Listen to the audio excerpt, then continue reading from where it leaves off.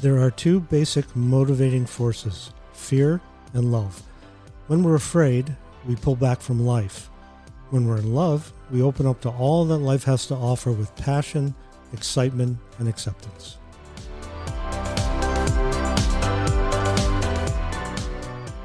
Coming to you from our studio in Santa Barbara, California, this is the Fear Me Out podcast. We're not your typical self-help program. Our show takes a deep dive into those psychological issues that affect us on a daily basis. We hope to shift your perspective and have you experiencing emotions differently. Now here are your hosts, Kim Foskey and Dr. Dana Saperstein. It's said, wealth is not about having a lot of money. It's about having a lot of options. On today's episode, we continue our discussion on the fear of money and welcome into the podcast studio Kevin Bourke. Kevin's non-traditional upbringing and interest in money started from an early age and led him to a career as a certified financial planner and wealth manager. Kevin is also the author of a book titled, Make Your Money Last a Lifetime. We promise this will not be the typical money conversation and welcome you to join us for what will be a unique look regarding the emotions surrounding money. Well, they say time's money, and thanks for spending time with us today, Kevin. Love it. Happy to. Can you tell our listeners a little bit about yourself? Well, let's see. I live here in Santa Barbara. I'm married. My lovely wife, Diane, and I, between us, have 4 children. I have 2 daughters, 27 and 23, actually now 28 as of a couple of days ago, and 23. And then she has 2 sons, 19 and 16. For a living, I'm a certified financial planner professional, which means that I help people not just with the managing their assets, but also with other things that might come up, like maybe some ideas in taxation or how to leave money to their heirs in the most tax efficient manner, how to be sure that they have enough money to live the rest of their life and so forth. So that's something I've done since 1987. And I have to say, I love it more every day. You have a very interesting upbringing that kind of led you into this career path. Can you tell us a little bit about that upbringing? Yeah. So today, kind of going back to my business, we manage well over $100 million. We're registered directly with the SEC as an RIA, which stands for Registered Investment Advisor. But growing up, I grew up in Woodland Hills with a single mom, and she, for a living, she worked at the phone company. And I'm going to age myself a little bit here by telling you that she worked for 411. So she would answer the phone and say, last name, please. And somebody would tell the last name they were looking for, and then she would look it up in the phone book for them and give them the phone number. That job didn't pay so well. And so, we were living below poverty line growing up, the two of us. So what was interesting about my mom also is she chose to work evenings, which means 5 to 11, and they called it a late short. So she would work 6 hours, but she'd get paid for 8. So that made a lot of sense, except that it also meant that I'd get home from school around 3:30. She would leave for work around 4:15. Then I'd go to bed about 9:30 or 10, and she'd get home around 11:30. So you're by yourself So I was by myself 5 days a week, Wow. At least. Yeah. Was that before they came up with the term latchkey kid? That's why they came up with the term, I think, actually. Yeah, I think they have my picture there next to Latchkey Kid. Yeah, so that was my upbringing. I ate a lot of chicken pot pies and other frozen dinners and so forth. But while I lived this life that was, again, below poverty line, I was surrounded by wealth because I lived in Woodland Hills. First of all, a lot of famous actors and athletes lived there, but just a lot of wealthy people, still today, but even then.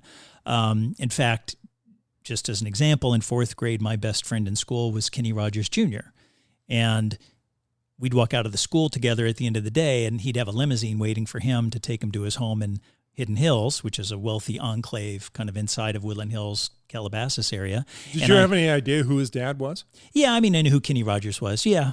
But I was friends with his son, and, and actually was never invited to his house, oddly enough. I don't know if they allowed other kids in or what, but and we were only in 1 year together. But that was the type of environment I was in. And so I always wondered, how do these people make so much money? Well, Kenny Rogers, I knew, but other people, how do you buy real estate? What is a stock? What is a bond? What is a mutual fund? How do all those things work? My mother had zero interest in any of it. In fact, in her entire working career, which spanned 30 plus years, she never put $1 into a 401k. Like she never saved a penny. And that's the mentality and philosophy around life that I grew up with. Part of it was her and my religious background, which we'll talk about, I guess, in a minute. But that's what rich people did, and we weren't rich people. So growing up, I just always had this fascination with money and how does it work and how the finance, capital markets work and so forth. And I think that fascination with it is what led me ultimately to get into the business that I've been in now for 35 years. Was your mom raised at a poverty level as well? Well, interestingly, her mother was divorced back in the 50s, and which was not typical at the time. And so she got a job working at Chrysler on an assembly line. So her mother was way back then, I think maybe even in the 40s, was kind of considered a Rosie the Riveter type of occupation. And so while I don't think she grew up below poverty line, they certainly weren't wealthy. Would you mind my asking about your dad? Did you ever know him? Was he involved in your life in any way? Yeah, my dad left when I was 7 years old. Okay. And again, kind of touching on religion, because he left the religion, I didn't see him for 7 or 8 years until he ended up coming back to the religion. In fact, kind of as a segue, I was visiting my grandmother back in Michigan. We lived here, but I was visiting my grandmother in Michigan, and a man came to the door that I did not recognize. Wow. And I looked at him for a minute and I said, "Are you my dad?" Because it had been that long, and it was my dad. And so for, quite a few years there, we ended up having communication. Although I haven't had communication now with him for about 16 years. That's another story, but again, religion related. Okay. But yeah, so I didn't have, my dad wasn't around, and I don't know whether he provided support or not, really during those years, but I wasn't really privy. Okay. Yeah. So what was the religious philosophy that was so telling in your life? My mother became one of Jehovah's Witnesses when she was 15 years old. Oh, okay. And then met my father, who was born and raised as a Jehovah's Witness. And that was in Michigan. They got married. I was born in Michigan when I was 2, and then they moved to California. So that's how I came to be here. And then they've both since moved back. My mom in Michigan and my dad in Florida. Was there a reason that she sought out organized religion? I don't know. That's a good question. What happened was she was home one day after school, and a Jehovah's Witness knocked on the door and started studying with her. And she's in her mid-70s, and she's been a Jehovah's Witness ever since. Staunch, That's so remarkable. You're the first person I've ever met that actually going to the door did something. Yeah. Well, yeah, she did. And then I was born and raised into it, but yeah. So tell us how the religion may have influenced, how you lived in your life, and does it have any relationship to your relationship to money? Absolutely, because beyond just our family philosophy that I mentioned earlier about, they're rich people and we're not, the religion itself does not promote wealth. Okay. It's sort of frowned upon to pursue a career and to, amass wealth and so forth. Really, you should be doing things that are more important, like knocking on doors, as an example.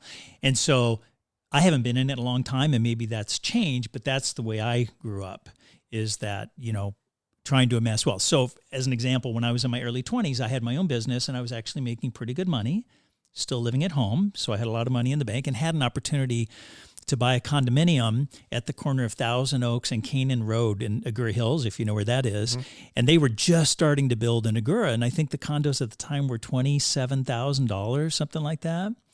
And I could have afforded it at the time, but I had this idea in my head that that witnesses don't invest. Wow. And so I'm just using that as one example of when if I had bought one and then maybe 2, then 3, I'd probably still be sitting here in Santa Barbara, but it would, it might be different for me. So is it something that's not frowned? I mean, accumulating wealth is not an acceptable part of the religion. Was it a source of shame? I mean, did it go that far that it was something to be ashamed of if you decided you wanted to be somebody of means? Yeah, that's an interesting question. Yes, in a sense. So sort of a little dichotomy there where it was frowned upon and discouraged to amass wealth. And yet if you were a witness who did have money, people didn't mind it. They were happy about that They were too. happy about that too. Yeah. So read into that what you will. Okay. Because, the concept of shame has to do with how you feel about yourself as a person. Yeah. A little bit separate from what you do or don't do behaviorally. So that's why I was curious about it, because, it's one thing to be told, this is not something that we approve of. It's another thing to be made to feel really bad about yourself if it's something that you aspire to. Yeah. So I think maybe with me, I didn't aspire to it. Okay. Until, I grew up later in life, but that was the way I was raised. So I have to think through what you just said before I can comment intelligently. Okay. But I did genuinely think that it was wrong to have money. Yeah. Like that's what I thought growing up. Okay. And that is something I still struggle with. Now I'm successful today. Right.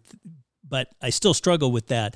Like, is it okay to have more, and how much is enough, and so forth? So for sure. The shame still has followed you into your 50s. Yeah. Okay. Absolutely. So with that shame in mind, how did you become entrepreneurial? So I became an entrepreneur at age 13. Well, so first of all, backing up, we had no money. And so I did want to have money, right? And so backing up, when I was 13 years old, I was actually going door to door with somebody, an adult. And this woman invited us into her home. It's a beautiful home in Woodland Hills. And behind her, there was a big hill covered in, brush, just grass. And so the fire department forced her to clear that every year because it was a fire hazard. So she says, would you like to clear the hill and I'll pay you for it? And I went, okay. So at age 13, I started swinging a scythe, and I ended up doing this for a lot of people in the neighborhood. And I covered this, huge area, cutting down weeds. And that was sort of the beginning of my entrepreneurial spirit. That led to me, when I got a car, first thing I did was develop a little gardening route. So I did that. And then from there, I realized there was more money and less work in cleaning swimming pools. So that I went into that when I was about 17. But the desire to have money and knowing I was never going to get any from my mother because she didn't have any would definitely led me to be more entrepreneurial. So that entrepreneurial journey that you were on, how did it lead you into financial management and being a certified financial planner and wealth manager? So again, going back to being a witness, I was going door to door one day with a brother in the hall who worked for E.F. Hutton. And he was super successful. In 1986, he made somewhere around $1.6 million at E.F. Hutton. And everybody knew it because he was very open about it, very transparent. He drove the biggest Mercedes you could drive and had a big, beautiful house and took these great trips and so forth. And we were walking door to door one day, and he says, well, I think you'd be good at this. And I'm thinking of leaving E.F. Hutton and starting my own shop. And if you're interested, I'll tell you what, you take the classes. If you pass the tests, I'll pay. And if you don't pass the test, you pay. And I went, okay. So I took the test and passed and ended up working for him in the beginning of my career down there in Woodland Hills once he left E.F. Hutton and opened his own business.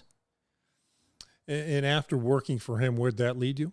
Well, ended up a couple of stops, but ended up with Prudential Securities and then Smith Barney in Las Vegas. And then I left to open my own shop in January of 2003 in Las Vegas, and then I moved back to Santa Barbara in January of 2004, and have been here ever since. What I wanted to spend my 40s living in Santa Barbara. I love Santa Barbara. I grew up an hour and a half south. We used to come up here for parties and dates and dinners and so forth.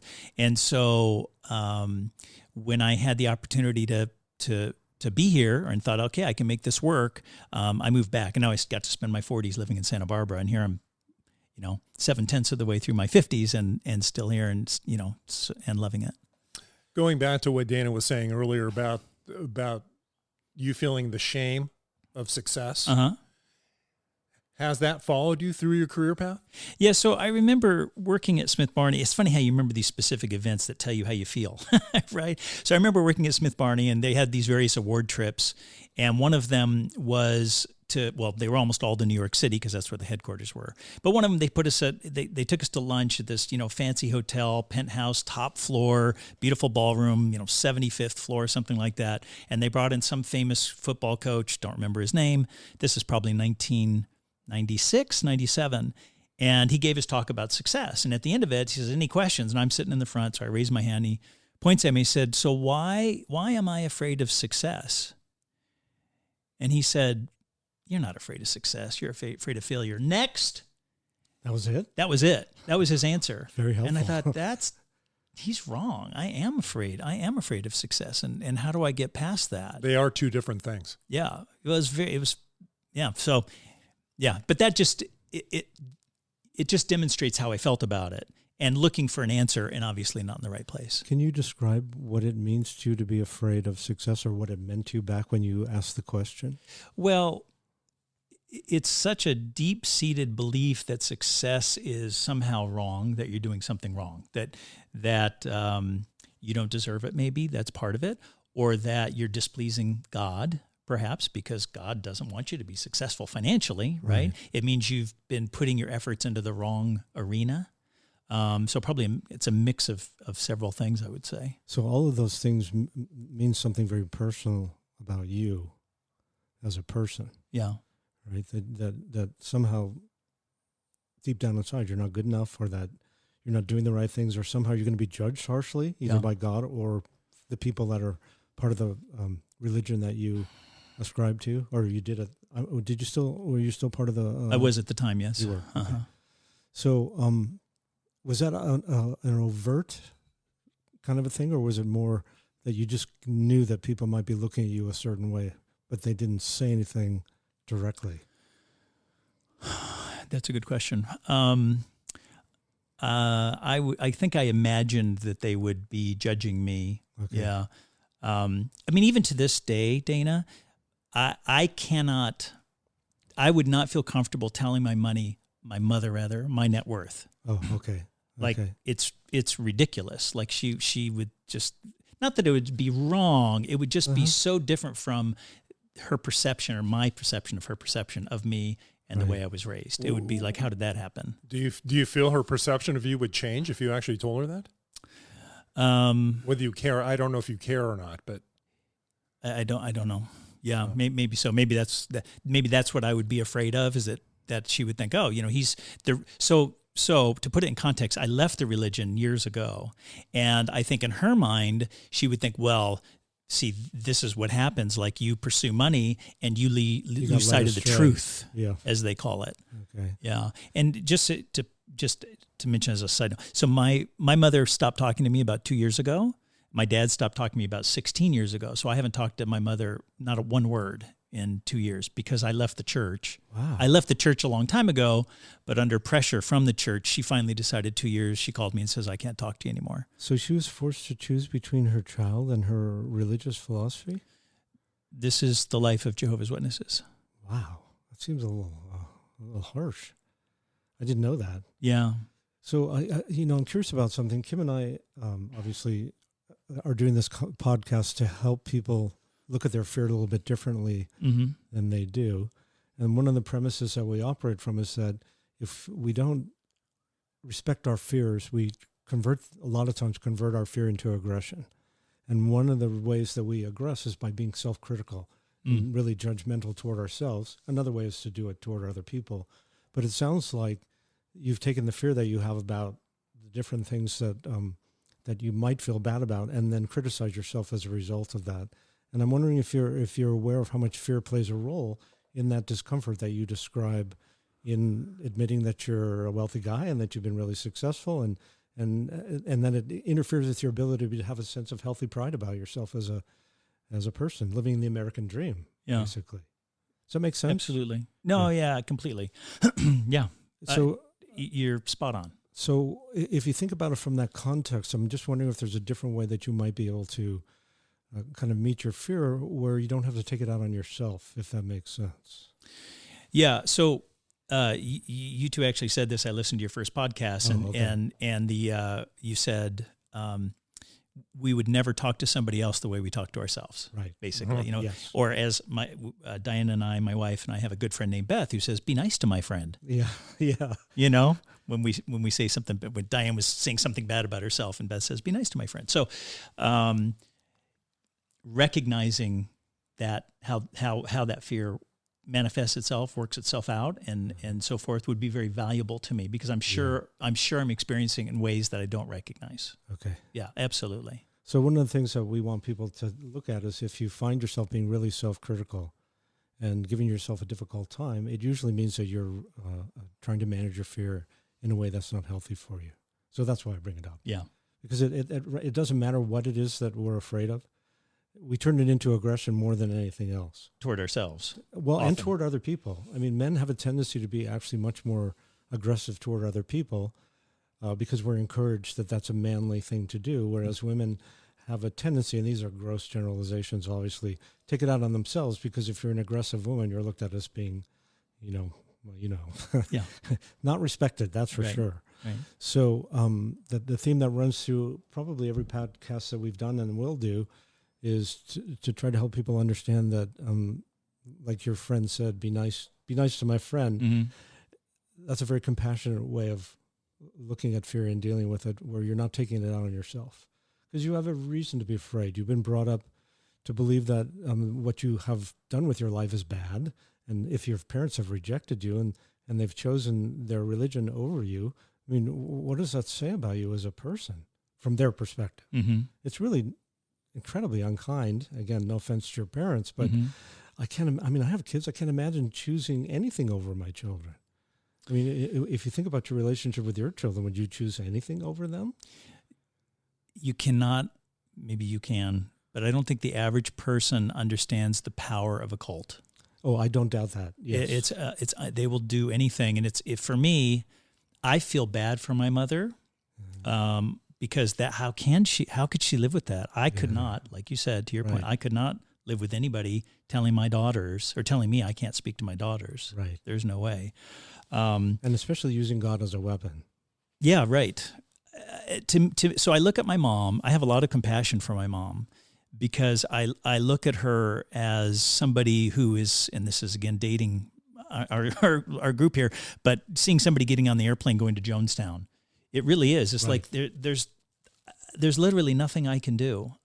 It doesn't matter. There's no amount of logic or reason or sharing truth, actual truth, that will change anything. So you really just have to live with that loss and that pain.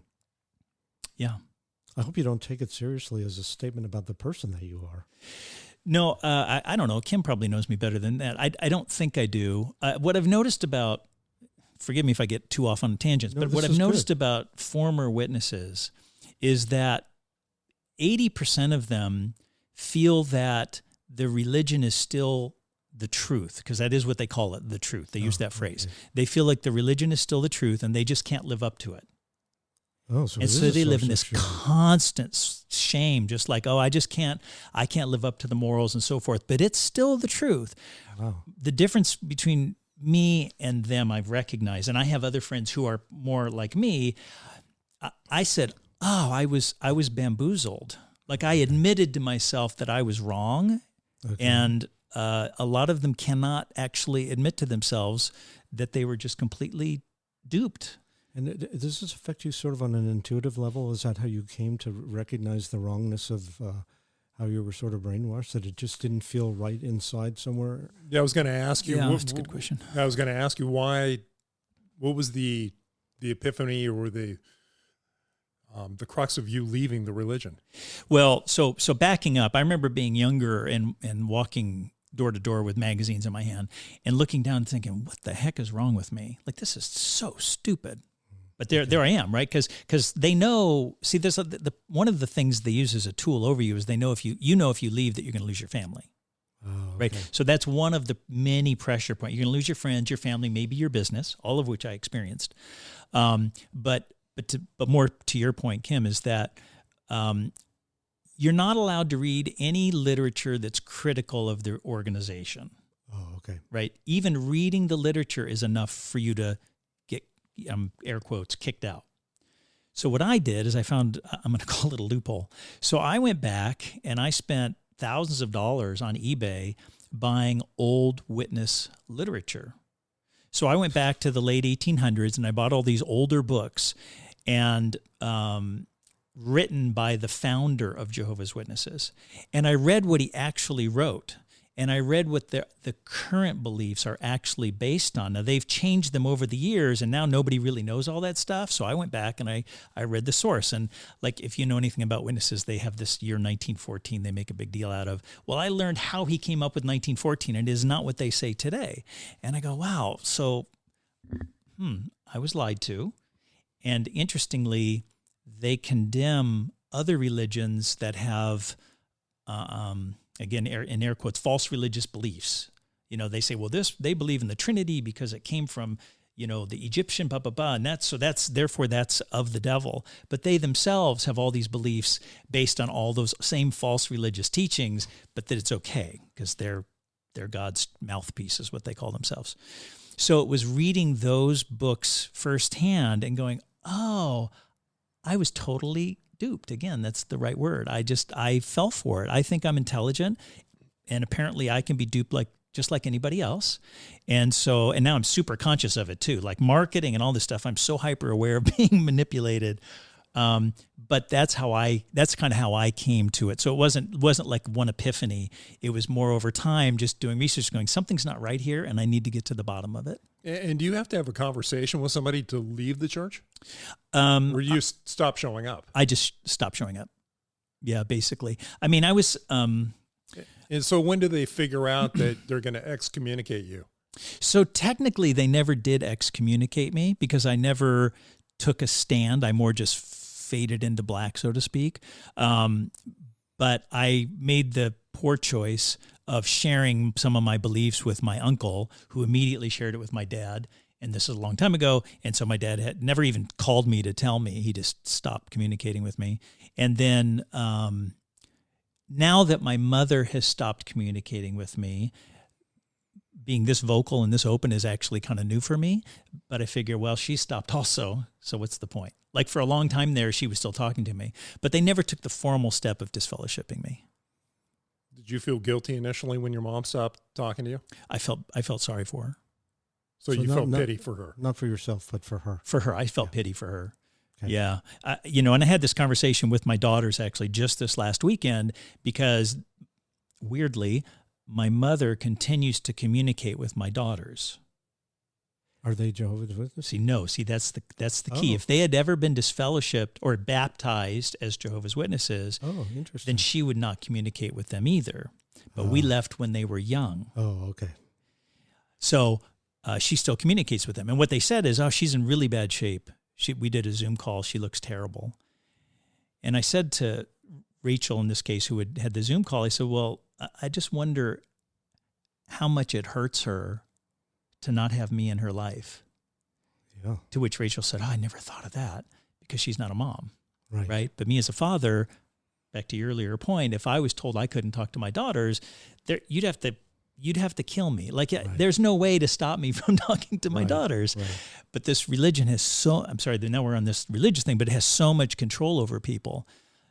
And when it comes back to money, they control my views. What you're talking about actually is really important, especially because of what you do for a living. I know that may not seem related to you, but I must believe that part of what you do is provide people with a sense of security and help them feel safe in relationship to their assets and that important part of life, which is the security of having money and making sure that you do the best you hold on to it and help it grow. And being somebody who was left alone to become an adult way before your time, that need for security is going to be heightened inside of someone like yourself, just out of life experience. And then being betrayed, which it sounds like you figured that out, being lied to is being betrayed. Mm-hmm. And that's what took you away from that philosophy. I don't know if you've ever thought about it from that perspective, because I know that you did a lot of intellectual sort of examination, but underneath the intellect is always a feeling, at least from my perspective, or a number of feelings. And those feelings were really strong, which is those of being betrayed by the powerful people in the world that, or the God or whatever it might be that you're supposed to admire and live up to. And you can't do that if you feel deceived and betrayed. It's not possible to do that. So it's an issue. I've never made that connection before, but I had a client 2 months ago. In fact, my wife and I were there. We were having lunch with them, and she said to my wife, she says, every time I talk to Kevin, I hang up and I just go, it's all going to be okay. Exactly. And I thought, wow, that is like the greatest compliment I could ever get. I'd rather have that than get paid. Where somebody says that, or I've had other clients say, you know what, I don't have to think about anything. Like it just all works, and I know you're on top of it. And usually it takes a couple of years. Clients become clients, and it takes a couple of years, and they sort of test me a little bit and challenge me a little bit, or to whatever degree they need to. And then all of a sudden I don't hear from them so much, and I've recognized the pattern. Then I'm like, oh, it's okay. Well, because weirdly enough, they develop faith in you. Exactly. Yes, and that's a really important thing, because you know what it feels like to be betrayed. Yeah. And you know how much that hurts, and you know how much a person can lose under those circumstances. And I'm talking about the money part. I'm talking about, as an example, losing your parents, that sort of thing. So I would imagine, because you're a sensitive person, that you can tell how much anxiety a person may have about their relationship to money, and how much contact you need to have with that person in order to instill a feeling of safety and trust and the development of faith in that way. True. Nobody can know this, but when you walked in the door, I said thank you because you introduced me to your associate, and my wife and I have had other people in our lives to help us with our money, but nobody with this philosophy that you guys have. We have always been really frustrated and felt like, oh man, we can't find somebody that we trust and feel safe with. Oh. And we work with your partner, and we feel very safe with him and very comfortable that he not just has his interests in mind, which we all should, but he seems to actually really care about our interests. Yeah, I think there's some similarities between what Kevin does and what you do, Dana, in terms of how Kevin looks at his business and how he works with his clients. Like we've talked about, you not pathologizing your patients, but actually therapy is an art. I look at Kevin, and I know I've known Kevin personally and professionally for a number of years, so I feel good saying this, is that I see Kevin taking, and for lack of a better term, more of a holistic approach to financial management and wealth management, and where he really takes the client as a whole. It's not just going to one of these big fiduciary companies out there and saying, here's my money, go manage it. Kevin cares. I think that's, to me, the difference. And that's what I felt about Kevin, is that he cares about me as a client. He cares about me as a person. And so I wanted to circle back a little bit of what Dana had talked about earlier about, growing up and becoming an adult earlier than you should have, like me as well. And this kind of need for security in your life. Right. And I kind of want to know if money and success to you equals security.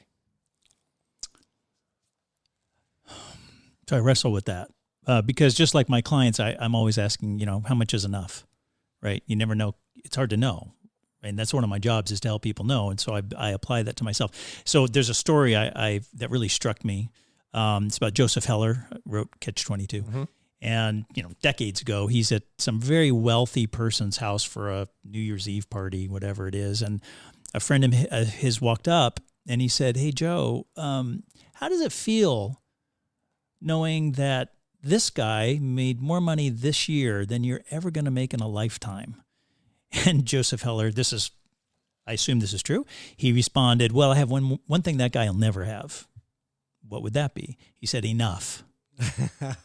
And I thought, God, that story really hits home. Like it's, how much is enough?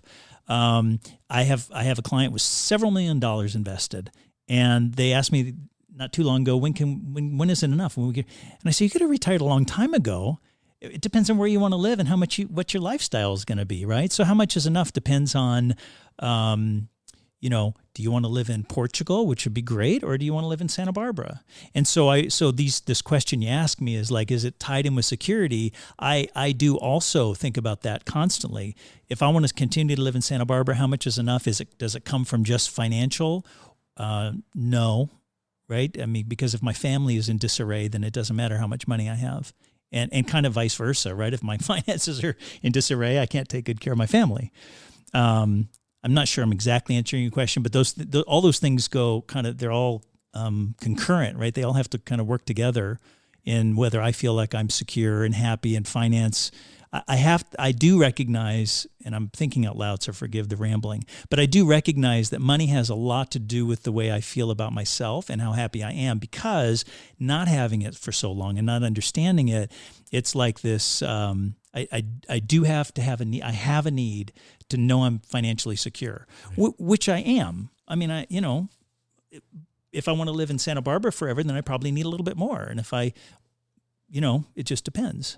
I think that's probably a common idea in people's heads, that they equate money to security, and then that their life kind of flows from that point there.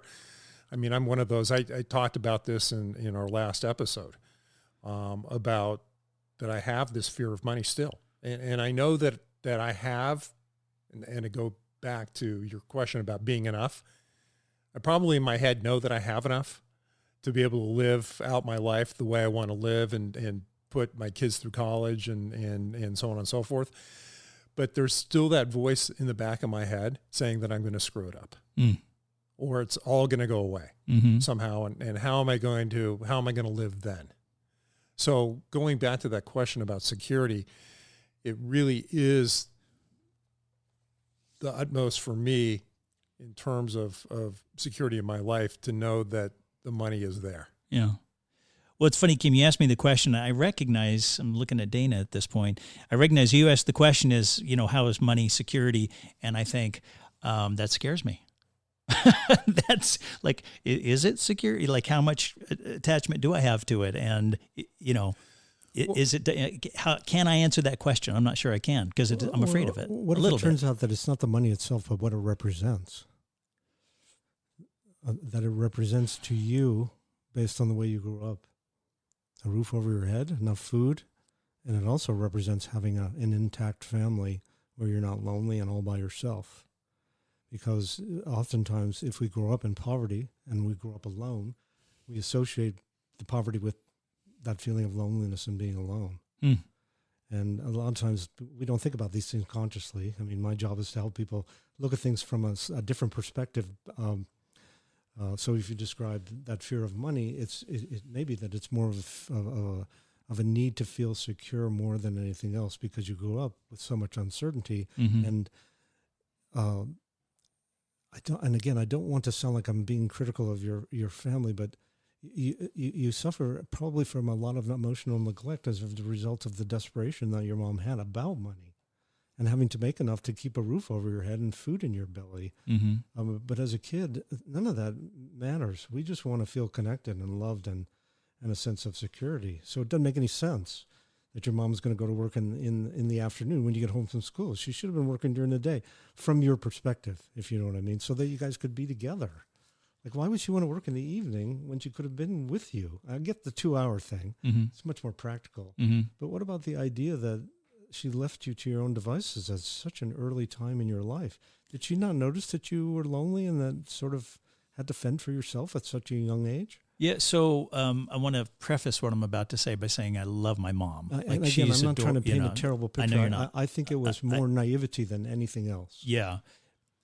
If I were put in the same position, there's no way on this planet that I would work evenings and leave my daughters alone. That's what I mean. I would work 7 to 3 or 4, whatever. I would be gone while they were gone, if at all possible, and work 2 hours longer to be with my family. Another thing about my mother, and she'll never hear this, so I think it's okay to say, she's not a warm person. Like hugging my mom, like she'll lean into you, but she can't really hug you. And that's just kind of who she is. And I don't know if that's a product of her upbringing, the religion, something that might have happened to her that was traumatic. Like I don't know, and she'll never tell me. But that is kind of my mom in a nutshell. She's not warm. She's just not. That makes sense to me, at least. We talked a little bit about faith and intuition, and that's really the premise of Dana and I's podcast and the book in terms of really managing your fear in a sustainable way. You come from a background of organized religion that you've now left. So how does faith play a role for you going forward in your life? Everything valuable I know I learned on a bumper sticker. Or it feels that way sometimes. So I saw a bumper sticker. It said, it sounds like very 2021 now. A meme or a bumper sticker is how everybody exactly. talks now. But it said, I actually thought it hit close to home because it said, spiritual people inspire me, religious people scare me. Maybe those aren't the exact words, but that was the feeling. And based on my upbringing and experience, I agree with that.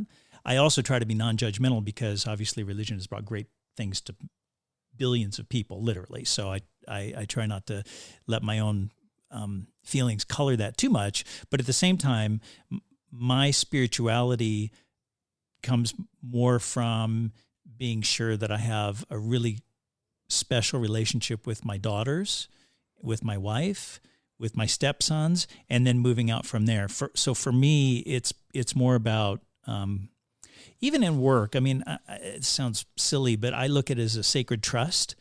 Like you said, it's important to people. I think a lot of my clients are sitting around in the evening and they're either talking about their doctor or their financial advisor, me. And if they're not sick, they're talking about me. Like it's a really important place to hold in people's lives. So for me, that maybe it's a substitute for faith or whatever, but for me, that's very satisfying and brings me that feeling that, at least for me, is much more powerful than I ever felt in religion. Like it's a much more satisfying, deep. So you know it's where you belong. Yeah, it's where I belong, as opposed to like a, I'm again in air quotes, a religious upbringing. Am I answering your question? No, you're answering perfectly. Yes. Yeah. So that's I would say that's more how I express my faith is again through family first of all, and then business. In terms of helping people. Like you talked about, I mean, you weren't gun shy about talking about being successful.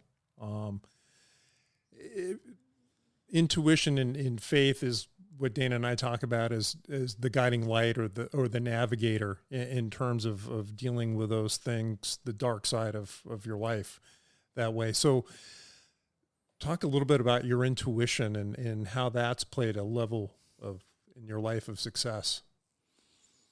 I'm not sure I know how to answer that. So what would be an example of intuition to give me a... Just kind of knowing that you're at the right place at the right time, doing the right thing, being with the right people. Part of that, I say... Where our ego's not trying, your head's not trying to override what your gut is feeling in that way.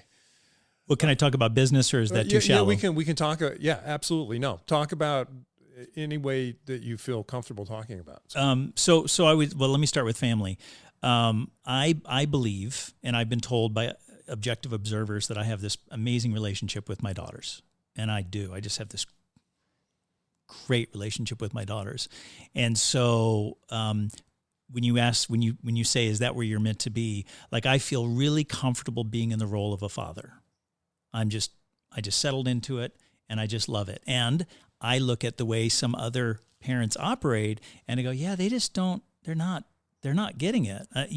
As just a simple example, I have a very good friend who, when his child wanted to go to art school, he said, well, why don't you go to school to get something productive? I'll pay for that, but not art school.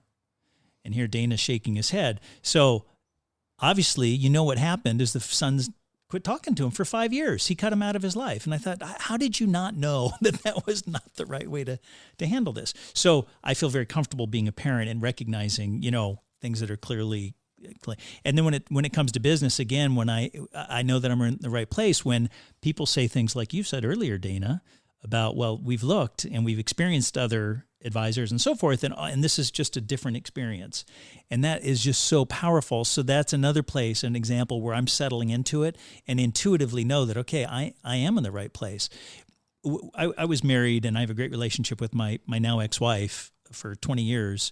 But she encouraged me to get a job with the county at one point because it was just a steady paycheck and it was very reliable. And now you've got a pension. Security, yes. And I'm so glad I didn't do that because that would not have been the right place for me. The right place for me is being entrepreneurial, owning the business, and and helping people with their finance so that when they go to sleep at night, here's one area of their life I know they're not worried about. So is their relationship with their money via.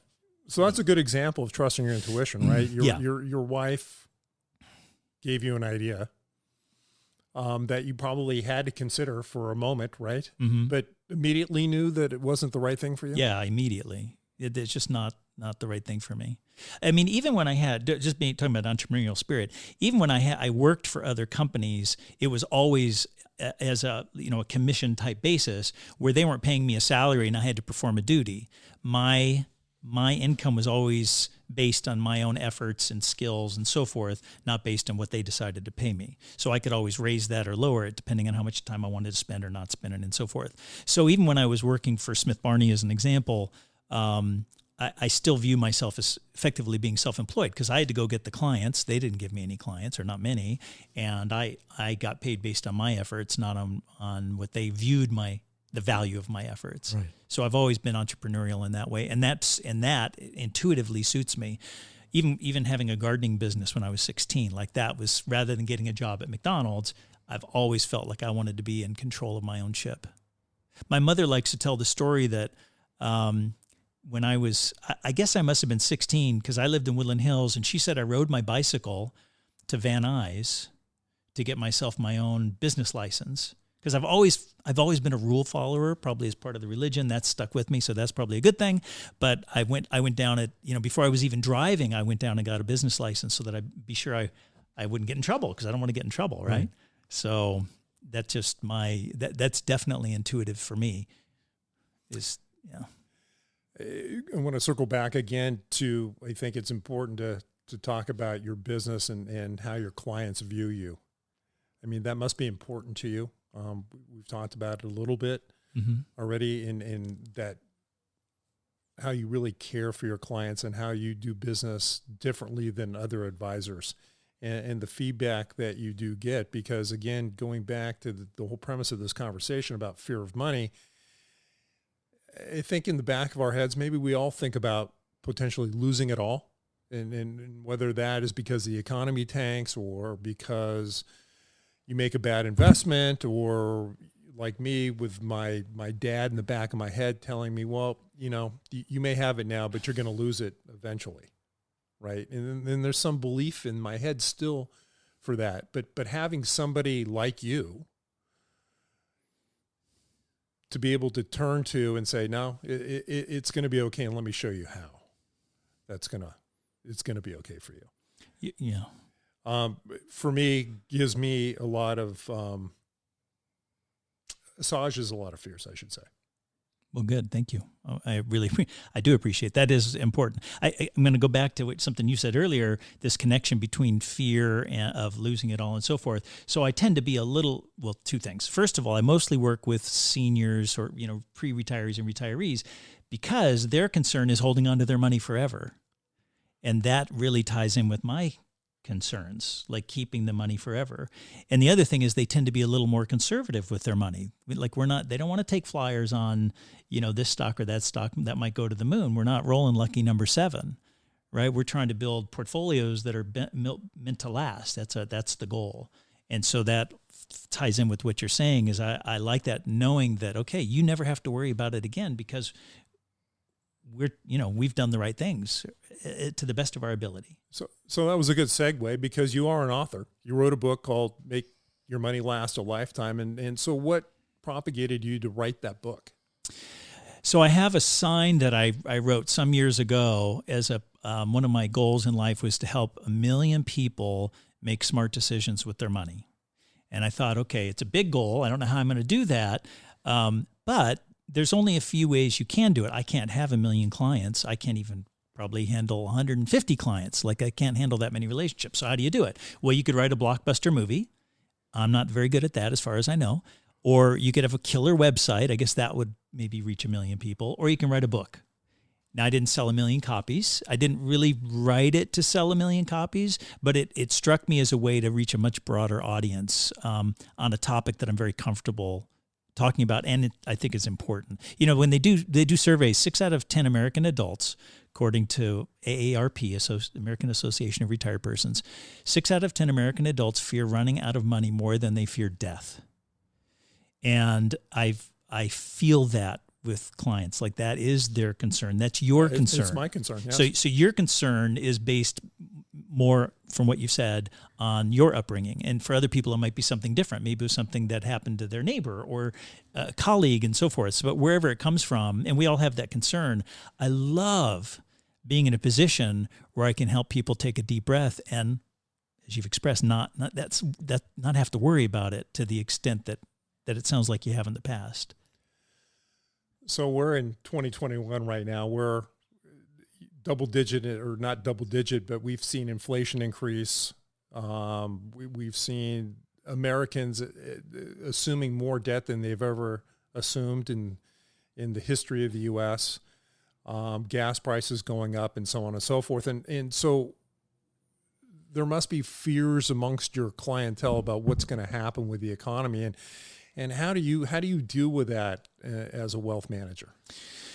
So 35 years, I've never come into the office ever once, and the headline said, "Things are great." Like, that has never once happened. And so while I don't want to minimize the concerns and fears that we all have at the moment about the economy, we've been through, I have just been through so many of things like this, and I'm going to say worse. I mean, just coincidentally, my divorce was final March of 2009, which happened to be when the stock market bottomed during the mortgage crisis, right? Went through the dot-com bubble bursting, went through the Asian flu in the late 90s, went through Greenspan in 94, talking about irrational exuberance and raising interest rates and choking off the economy. In fact, I started May of 87, and in October, I actually took a trip to Europe, and I was in London. I got there on a Saturday morning. I picked the newspaper up on Monday, or maybe it was Tuesday in their time, and it said Black Monday, right? The market dropped 23% in one day. My only point is that I don't want to minimize the pain and fear that we have right now, but I've been through this before and worse, and we're going to get through it okay. Again, you can't build the perfect portfolio. There's no such thing. Nobody can tell the future. But, if you try to build a portfolio that is, you stress test it, which is what we do, and say, okay, what if this happened or that happened? There's no way to sidestep it completely, but people who stay in it long enough and have a well-built portfolio are going to be okay. I call it the Rip Van Winkle approach. And that is, Rip Van Winkle invests his money in a diversified portfolio using an asset allocation method like we use, and then he falls asleep for 20 years, and then he wakes up, he opens a statement, he says, "Oh my God, I made so much money." And he doesn't know that along the way there was a presidential assassination and a terrorist attack and a war in this, and on, all the things that happened in those 20 years.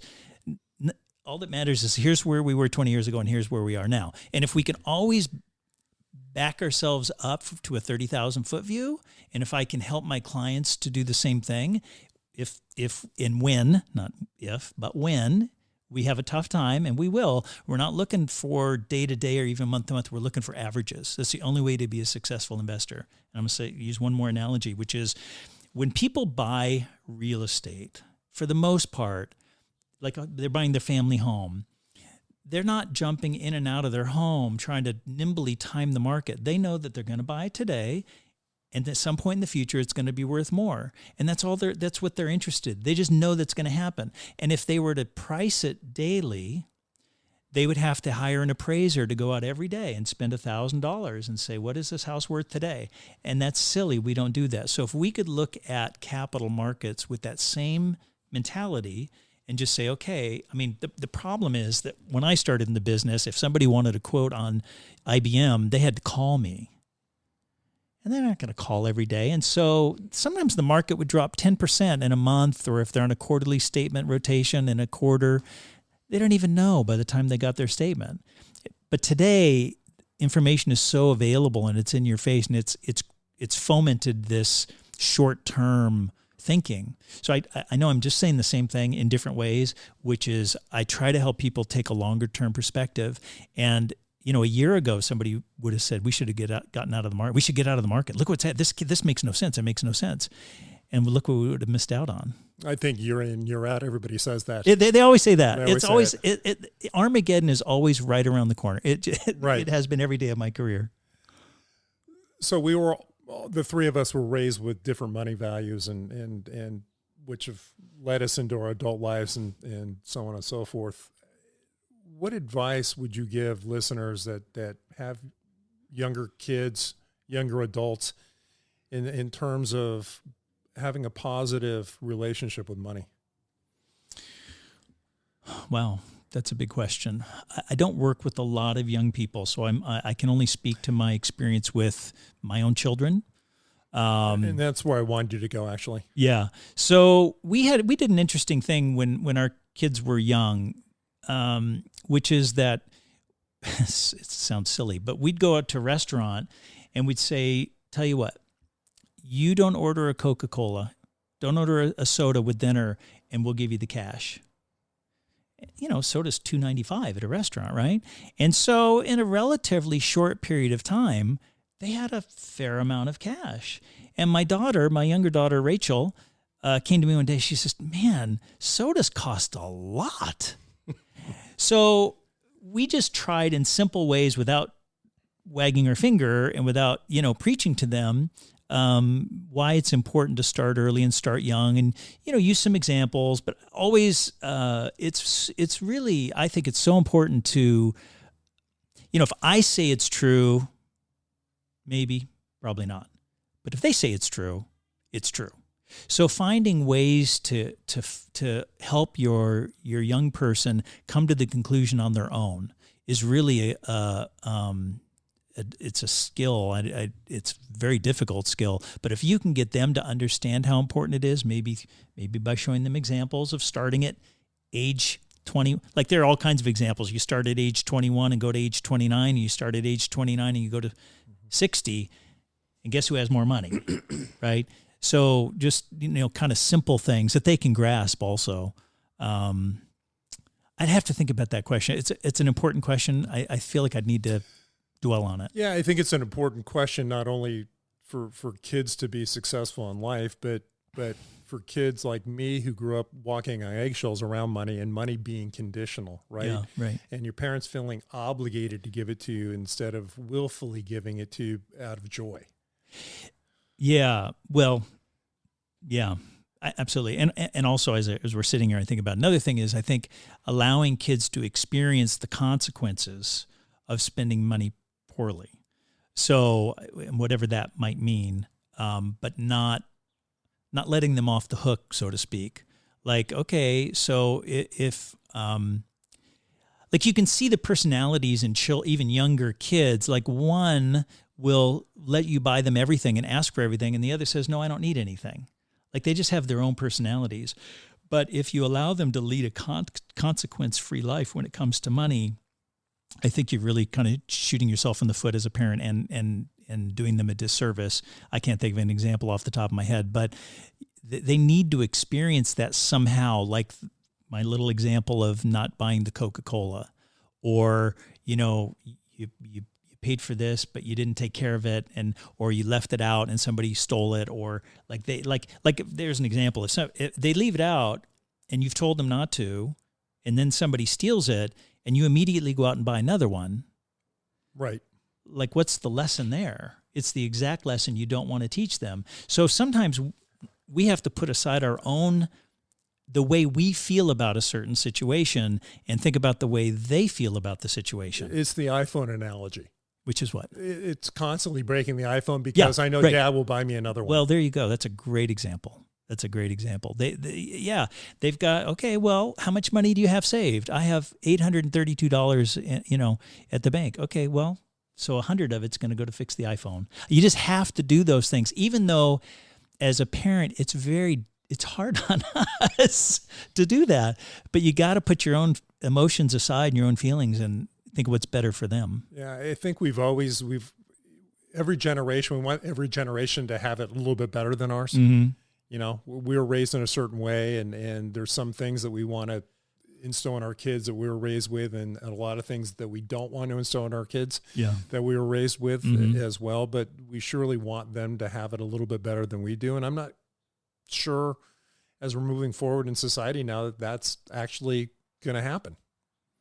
Yeah, I don't know. I just know, I think in the moment, whatever it is, you have to stop and think about the consequences of your own actions as a parent, and ultimately how that's going to influence the way that child thinks about, now since we're talking about money, thinks about money. Right. Yeah. As far as society, I don't know.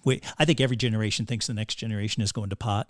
Right. We all think, I mean, I can't stand their music either, just like my parents didn't like mine. Yeah, sorry, my generation set you up for failure. I'm sorry about that, but I won't be around at that point. So good luck to you, right?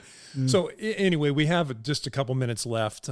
This has been an excellent conversation, and I'd like to wrap it up, talking about maybe some of the important points that we discussed in this last hour. So Dana, what do you think are some of the couple of the important points that we want our audience to take away from this last hour? Well, first of all, it's been a pleasure, Kevin.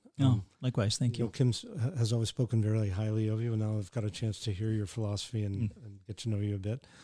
I understand why he includes you as a close friend and so on and so forth. And what I've gotten from our conversation is that, again, the circumstances in our life that we go up with they create a template for the way that we live as adults, whether we're aware of it or not. And sometimes that template is really healthy, and sometimes it creates a lot of fear that we end up using against ourselves in the form of self-criticism. So my philosophy always is to do your best you can to be really connected to how you feel, and to take your feelings really seriously and do whatever examination is necessary in order for you to live the most comfortable life that you're capable of living. And the other part that I think is really wonderful is that I'm not a financial advisor. I'm a psychologist, but you and I do the same thing, just in a different context, which is try to help people feel a sense of security and to feel like they're not alone in the world, especially in relationships to things that are really important. And money is really important for our sense of security. And it sounds like, without realizing it, that you're everybody's dad in a good way, right? They feel your care and your love and also your expertise, which is all the good things that a dad can bring to the table when, children need guidance and to feel like they're being well taken care of. So thank you. That's what I get from this conversation. Well, that's good. But thank you. Kevin, thanks for being here. We appreciate it. Oh, thanks for having me. We appreciate our listeners and are interested in your comments and suggestions. Feel free to email us at fearmeoutpodcast@gmail.com. If you are interested in becoming a sponsor for this podcast, please email us at fearmeoutpodcast@gmail.com. Thank you for listening. See you next time.